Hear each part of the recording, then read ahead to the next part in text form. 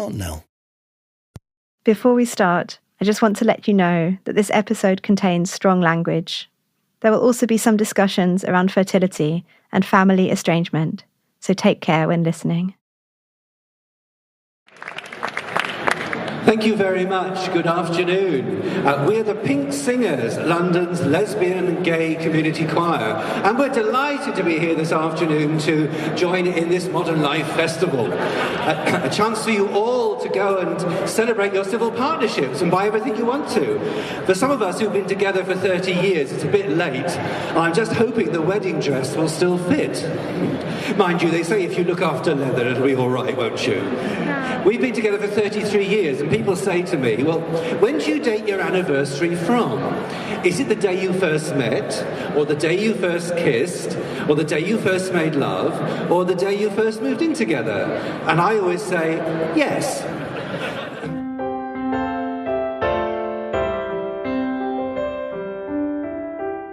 You're listening to Sing It Pink, the story of the Pink Singers. London and Europe's oldest LGBTQ+ choir. I'm Mills, I'm a bass, and for episode 7, I'll be your guide.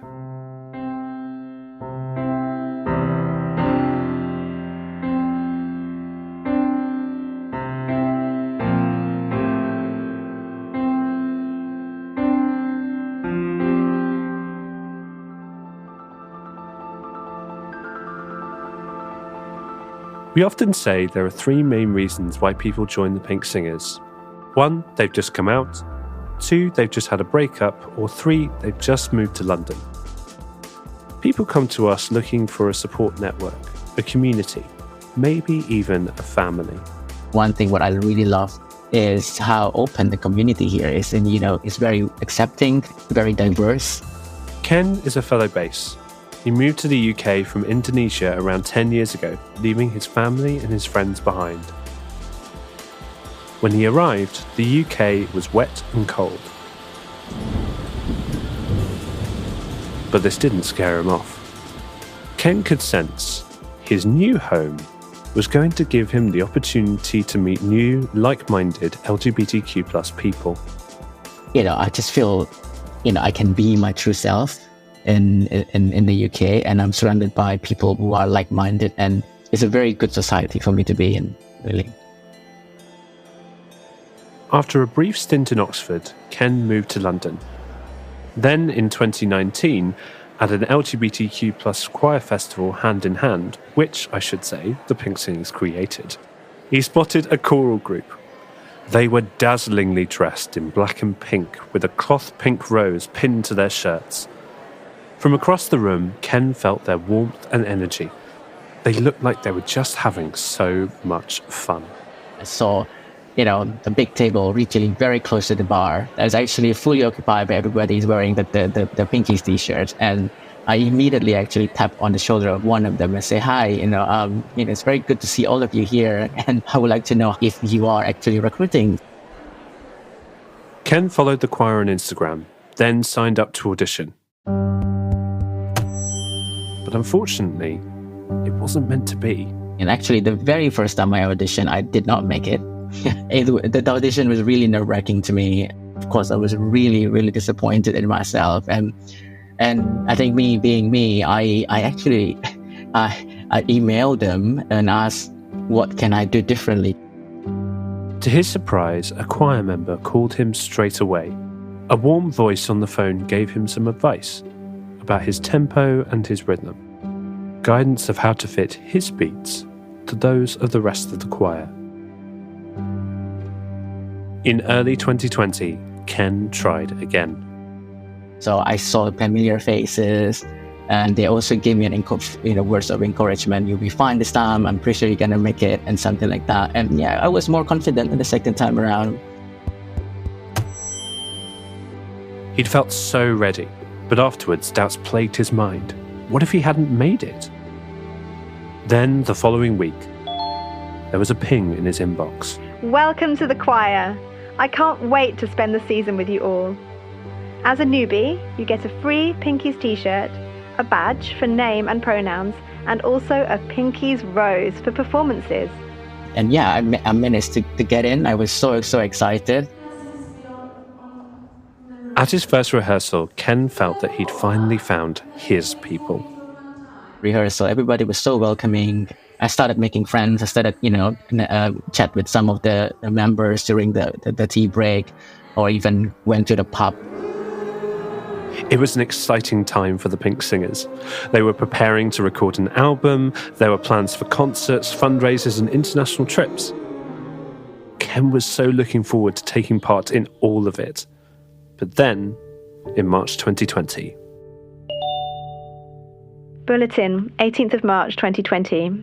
I'm sure that you'll all be expecting that given the current climate, the social distancing recommendations by the government and Public Health England, and the view that the COVID-19 pandemic is likely to get worse before it gets better, it is with a heavy heart that we must now suspend choir rehearsals for the time being. Just like that, the concerts, the rehearsals, the weekly gatherings, everything that this family of singers would usually do together, it all came to a halt. The choir that Ken had worked so hard to be a part of suddenly had to stop the music. Literally, all the communication, all the contacts that we were making had to be completely terminated, all cancelled. But the Pinkies weren't going to let a global pandemic keep them apart. Can you hear us? Oh, now, would you like us to be on mute and just to sing privately at home? In the absence of in-person rehearsals, like other families all over the world, the Pink Singers got online. Right. If I'm just wondering, let's just try something. They started rehearsing on Zoom once a week, and these Sunday afternoon sessions were a chance to connect and see one another, when they had managed to get past the technical issues, of course. But the really tricky thing about choir rehearsals online is that you go from being able to hear 100 voices around you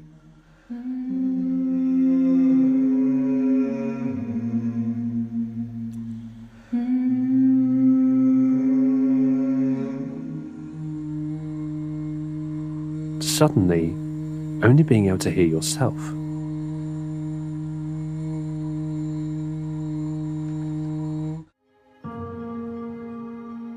Week after week, month after month, Ken could only hear his own voice whilst he was singing, whilst he was doing anything. And it was tough. I knew that living as a single gay man in London would have been really, really difficult, right? It's just, the city can be really glamour from the outside, but once you get thrown into the city, unless you know the right people, the right friends, and getting into the right community, your life could have been swung in a completely different direction, right? And if you're not strong enough mentally, if we are not strong enough mentally, if we don't have that strong bond with the right community, London can be a really, really tough place to live in. Loneliness is one, but everything else that comes along with the loneliness, self-destructions and stuff like that. And the COVID, of course, exacerbated it very much. That I need a community that I can cling to, a community that will always welcome me. And the same thing as well. I want to be able to not just being cared by other people, but I want to be able to care for others as well. Throughout lockdown, the Pink Singers created their own support network. They had Eurovision nights, a Christmas social, and a buddy system to let each other know when they needed extra help. By 2021, after over a year of online rehearsals, the time had come when the choir could be together again. Well, kind of. Hi, welcome. The choir stepped away from their screens and found themselves gathered in a socially distanced manner in a multi-storey car park in Peckham. It's a very beautiful venue, from where we rehearse, we could see the entire skyline of London. I think most of us really cry. We cry for joy and happiness, really, that we will be able to sing together and listen how good we were as a choir. Over the next year, the world would slowly begin to open up, and the Pink Singers started to rehearse in person more regularly. Then the time finally came for the Pink Singers to perform together, properly. At Cadogan Hall, a biannual event which usually forms the climax of the choir's season. This was Ken's moment to step out proudly onto the grand stage in front of 1,000 people with his newfound family. Everything to me was super new. I had never gone through all those processes before. I was super, I was so happy at that time. I felt like I was like an actor and going through a theater hall where I was like a celebrity or something, because we were able to actually get onto the venue earlier through the site, because I was technically still a newbie at that time. We had this ritual of, I don't know what is the official name for that, but the popping the cherry, the cherry popping moment. It had taken 18 months of auditioning, Zoom meetings, cancelled gigs, and personal struggle, but Ken was finally here.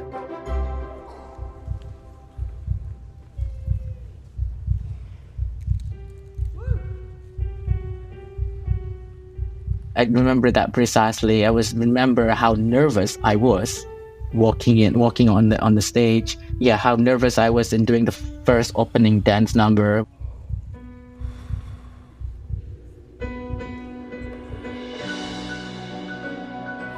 Ken quickly got into the groove, enjoying every moment on stage. Then the MD at the time, Murray, introduced a song that had meant more than any other to Ken and the choir. But the one we're going to sing shortly has, and for reasons I'm sure you'll understand very, very quickly, has sort of became the theme tune of the Pinky lockdown. We sang a lot, we cried a very great deal, but we got through it like all of you, and I just want to say thanks for that. As the Pink Singers sang Rina Sawayama's and Elton John's 2020 hit Chosen Family, the lyrics spoke to Ken about the chosen family he had found through the Pink Singers. We don't need to be related to relate. We don't need to share genes or a surname. So that bit really hit me the most, because seeing the choir together and listening to us together singing in the harmony in that song, and that particular phrase is just so powerful. And none of us in that building was related by blood or related by any means, but they were literally the true family that I had and I still have in London, and I just find it really, that song is just so powerful, really, and you can hear my voice now is cracking, and because it was just really, it was just very powerful.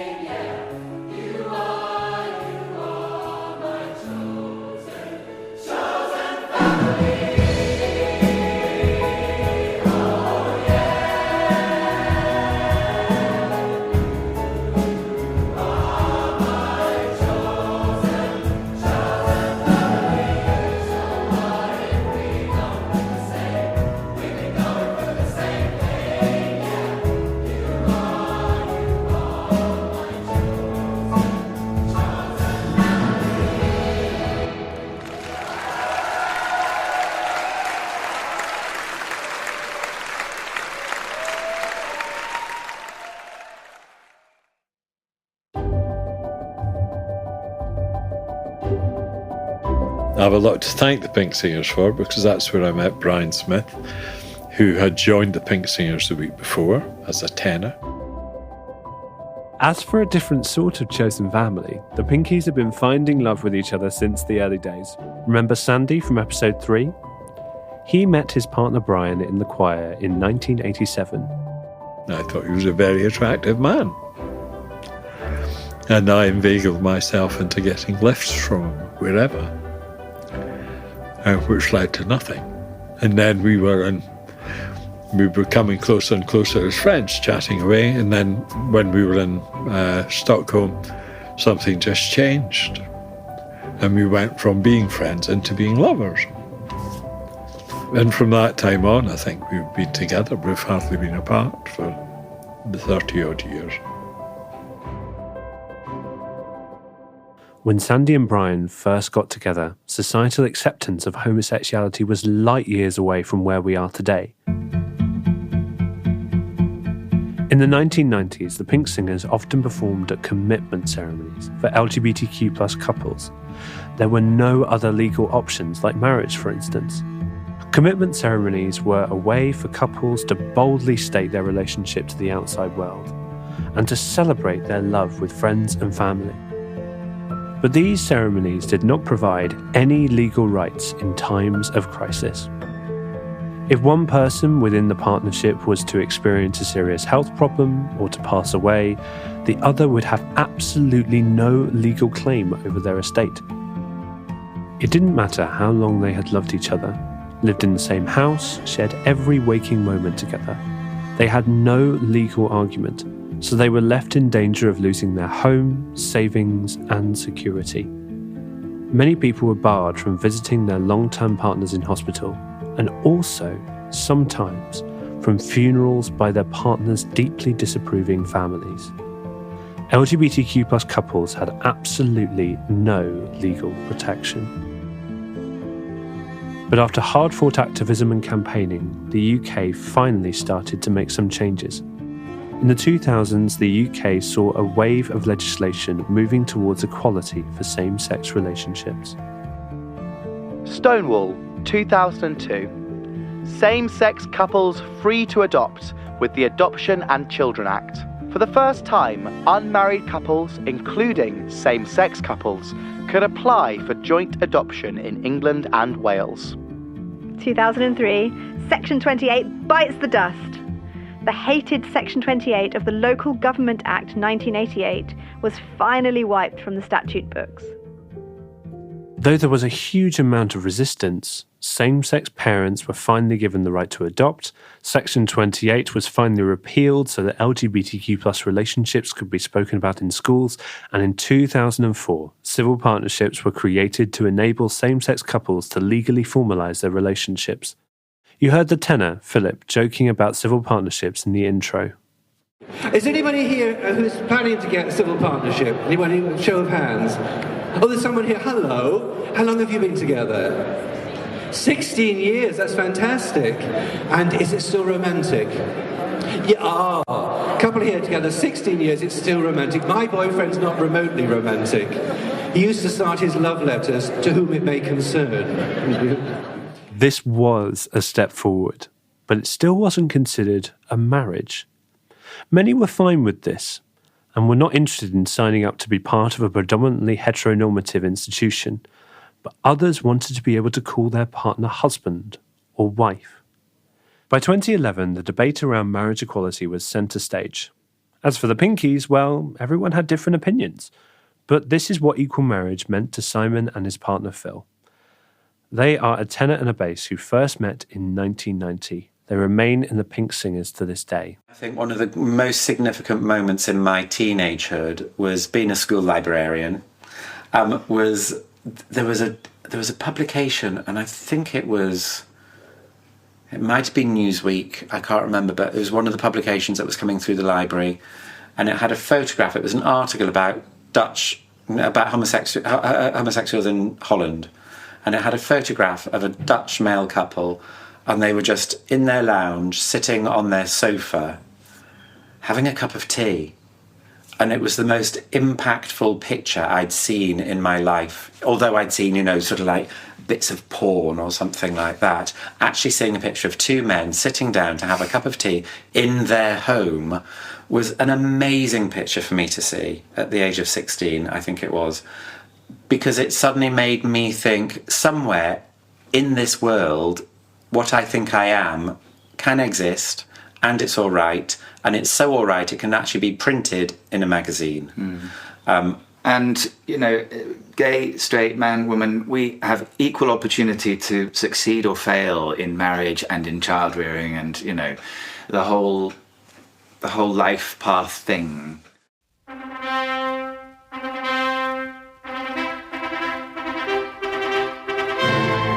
Pink News 2013.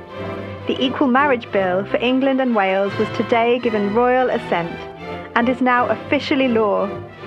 Benjamin Cohen, the publisher of Pink News and founder of the Out for Marriage campaign, said, Same-sex marriage in England and Wales has been signed into law. Giving gay couples the right to marry will make our nation a more tolerant, open, and welcoming place to live in, and significantly increases the life prospects of so many people. In 2014, the Equal Marriage Act finally came into effect. Equal love was celebrated across the country. The Pinkies were even invited to 10 Downing Street to commemorate the occasion.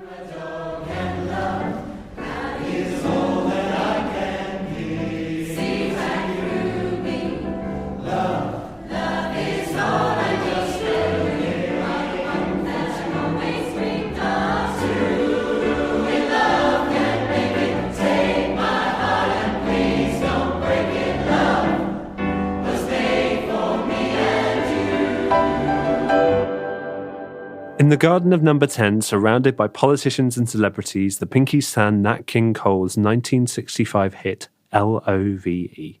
Finally, opportunities for how LGBTQ+ people celebrate and commemorate love were equal.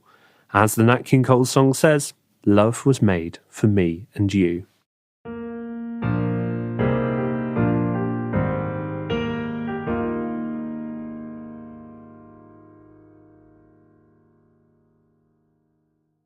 There has always been plenty of love found within the choir, and that's not just the long-term partnerships and marriages.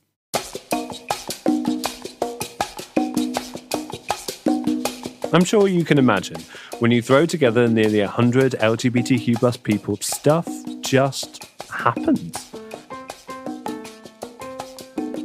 Couples, throuples, one-nighters, all-nighters, never-againers, and that was great, but let's just be frienders. The Pink Singers have been a catalyst for romantic relationships of all forms.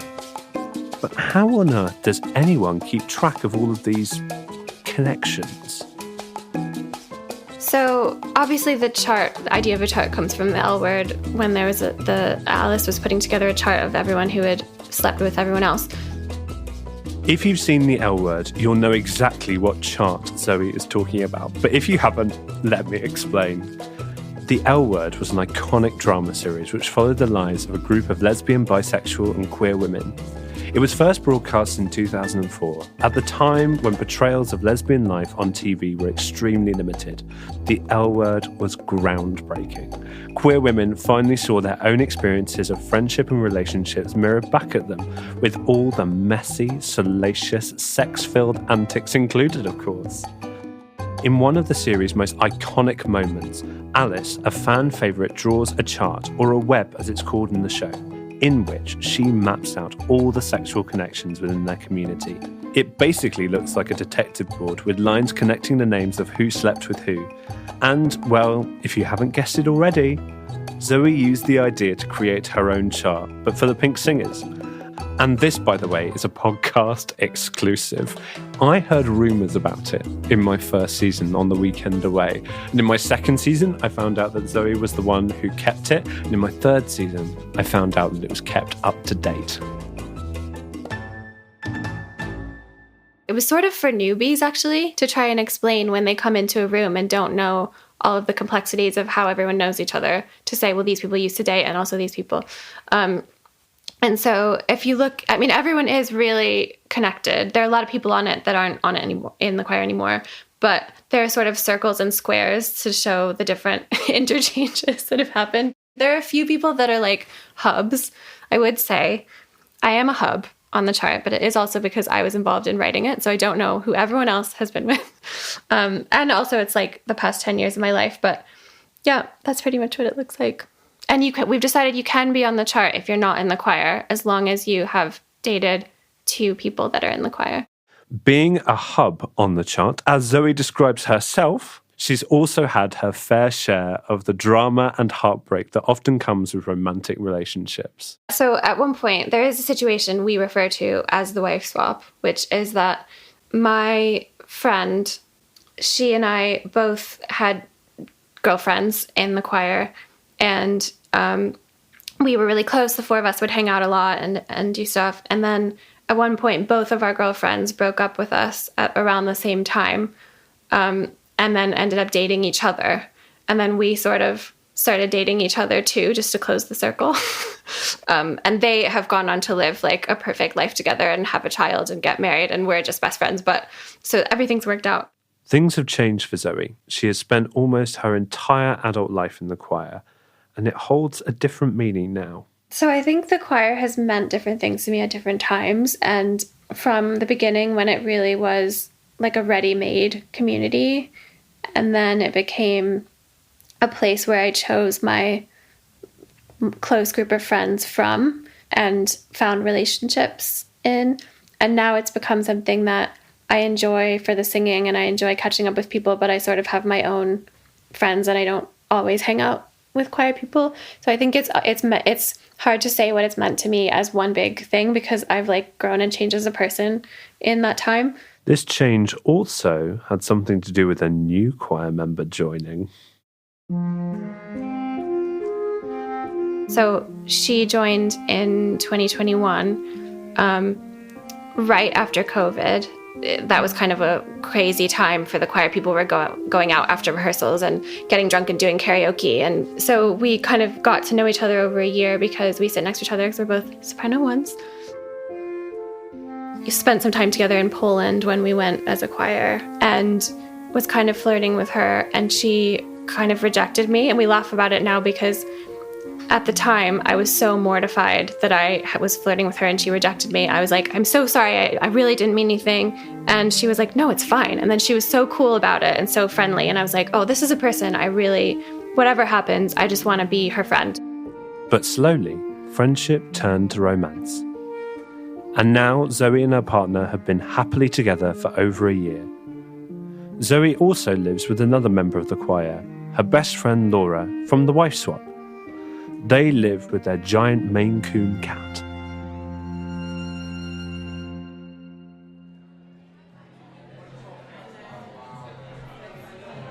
To understand more about our weird and wonderful family, you have to come with us to a place of Pinky fellowship, the pub. There's a fun fact that I love, that when people sing together, their heartbeats get to the same rhythm. Yeah, for sure. And it kind of feels as though we continue that at the pub. Like, we continue having that. I mean, like, you can feel it when you're singing in the choir and all of a sudden that 8-part harmony hits, you know, and you have that magical moment. It sounds really cheesy, but I'm going to say it anyway. Like, the same fucking thing happens in the pub, or like when we're out to picnics or we're out to like watch movies or whatever it is. You can hear all of us start to laugh and you get that same like crazy, like, oh my God, look at us, we're so cute. Like, this is me, Mills, and my friend Kerry, an alto. We both know what a lifeline the Pink Singers can be. I came from a church community, and when I stopped feeling safe there, the Pinkies gave me the confidence to leave. They stood with me in so many ways whilst I was coming to terms with the loss of a way of life, a community, one that I had known for so long. When Kerry went through a tricky breakup, the choir were there to help, to get her back on her feet. I'm one of the people that needed Pinkies. I needed the art. I needed the ridiculousness that we are, like glitter with pink flowers on our chests. And like, I needed that. I needed the community. I needed friends. I'm one of those people in love with Pinkies. I absolutely know like how atrocious we can be as well. But like, all families are, aren't they? It had been a tough time for Kerry. After the ending of her relationship, she was wondering what to do next and felt alone. She also had a longer-term goal, and this separation left her wondering if this might still be possible. The most important thing for me was to build a family. And I mean, I was the little girl that walked around with like the basketball underneath her shirt, you know, and like I'd stand in the shower and like push my stomach out and be like, oh, that's what it looks like. Like I was that little girl. Kerry wanted to raise a family. She wanted to do it with a partner, a wife. But after her relationship ended and as time ticked on, she was concerned she might not be able to have a biological child if she waited much longer. So Kerry decided to try IVF on her own. But as many people who have embarked on this journey know, it isn't easy. I had failed procedures done and I had heartbreak, like super bad heartbreak around it for the past like 5 years.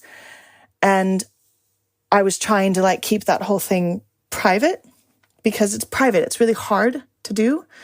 I'm also not a private person, but like that was the one thing that I was like, I can't keep telling people something was happening when like it wasn't happening. Or so I just kind of stopped talking. But I don't really know how to do that alone. And so I kind of just looked at the altos one day and was like, okay, altos, so I'm doing this. And like I told, like, so all the altos knew. After speaking with her fellow Pink singers about those heartbreaking attempts, Kerry decided to give IVF one last go, but in a different way. So I'm like, okay, I'm just going to try with donor eggs. I'm going to try with donor sperm, and we're going to see what's happening. We're going to do it once. Using donated eggs and sperm, Kerry underwent the procedure. She spent the next 10 days lying down, watching Bake Off and Law & Order, and just waiting. On the 10th day, it was time for her blood test, the test that would tell her if the IVF procedure had been successful, if she was going to become a parent. The doctors told her it'd be a couple of hours until she found out the results, so Kerry did what any other Pink singer might do and headed to rehearsal. It's fine. Getting the pencil.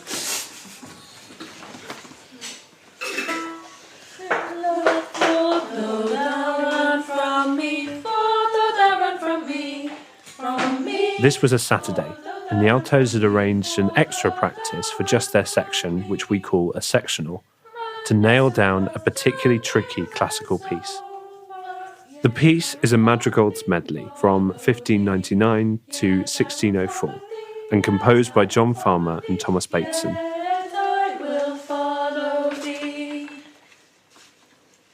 It's a very difficult piece to learn, with a lot of difficult note progressions. Kerry threw herself in. Everybody knew, everyone that was in the sectional knew what was going on. And I was like, so I'm kind of like waiting today. We'll find out, like, I guess today, I don't know. And I was sitting down on one of the because it was at someone's house. And I was sitting down on their couch, and then the email came through. And like we were like in the middle of like singing. I even think it was like one of the really hard classical pieces. And I was just like, so my pregnancy results just came in, and everyone's like, and so I like opened it up. But the way that the report is like, it's made for people who aren't having an anxiety attack as they're reading it. Like that's like, it needs to be clearer. Like, can you make it like bolded red or something? Kerry handed her phone to another alto, a doctor and someone who'd been supporting Kerry. With the email in her hand, Kerry asked her, "Am I pregnant?" She goes, "Yeah, that's a positive result." I was like, "Oh." And like, I just kind of like walked out, and like, I called my best friend. And then I came back to the like sectional and like sat down, and everyone's like, "Oh my God, how do you feel?" I was like, okay, so it worked. Okay, so now we wait. Kerry learned that she was pregnant, and she was overwhelmed with love from the altos. Though she did notice that there was a particularly high number of one aspect of the results. Her alto doctor friend had joked. She was like, it'll be fine. It's high, but it's okay. And so then we were making jokes because they had put 3 embryos in me. At her next scan, Kerry learnt why that number had been so high. Because you make a plan and God laughs, and God laughed. And here I have twins, and I wanted daughters, and what do I have? 2 sons coming. Like I'm in a flat that's way too small for fucking twins, God damn it. Kerry was pregnant with twins. It takes a village to raise a child, and you know what's roughly the same size as a village? An 80-plus strong LGBTQIA+ choir. Throughout her pregnancy, Kerry had been experiencing some serious nausea and sickness, but the choir rallied round her, offered to clean, make casseroles, and drove across the city to help her pick up baby gear. All of my friends at the Pink Singers have like I don't even think they realize how much they've done for me. And then, you spend like the 13 weeks trying to figure out, well, okay, now you're pregnant, but now is it just going to disappear one day? And I had people to hold hope with and hold fear with. And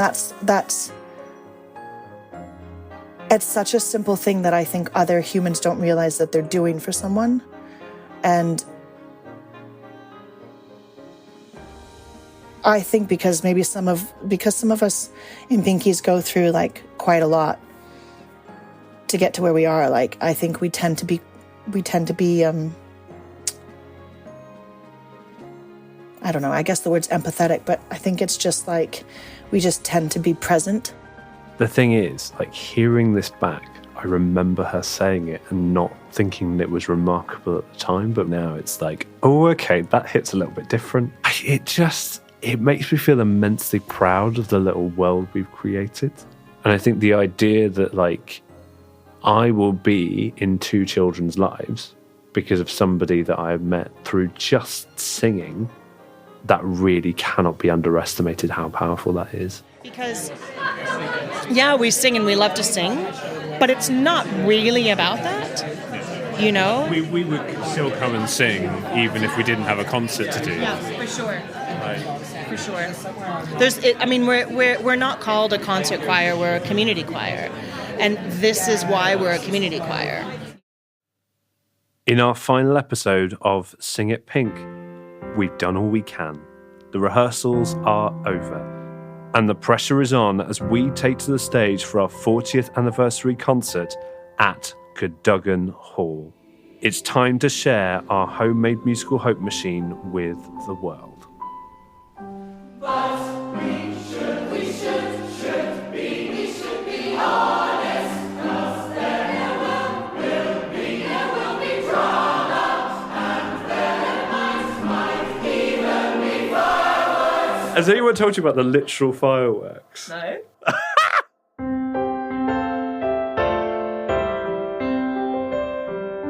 Sing It Pink, the story of the Pink Singers, is an Aunt Nell production. It was made possible by the National Lottery Heritage Fund. The presenter of episode 7 was Dyer. The producer was Rachel Byrne. The assistant producer was Marnie Woodmeade. The executive producers were Tash Walker and Adam Zmith. The executive producer for the Pink Singers was Chris Scales. Audio mix was by David Pye. Special thanks to Ken Harjono, Zoe Johannes, Kerry Seymour, the Pink Singers, and Acast Studios.